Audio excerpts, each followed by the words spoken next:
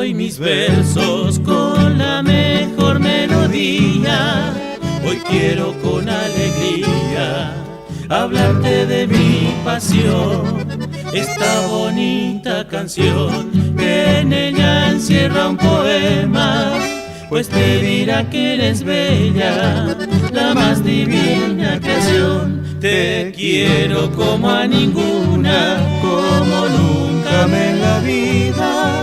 Eres la estrella encendida de mis noches más oscuras, la dueña de la ternura de mi amante corazón, que hoy se siente trovador viendo en ti tanta dulzura.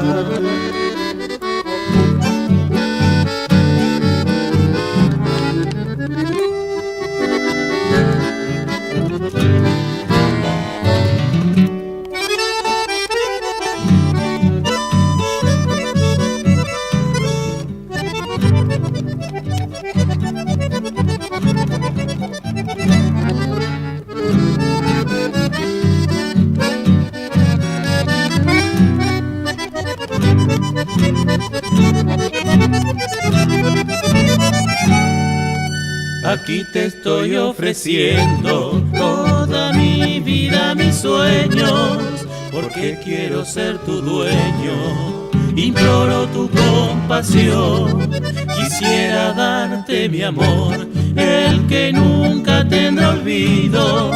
Eres tú lo más divino que en el mundo puso Dios. Te quiero como a ninguna, como nunca en la vida.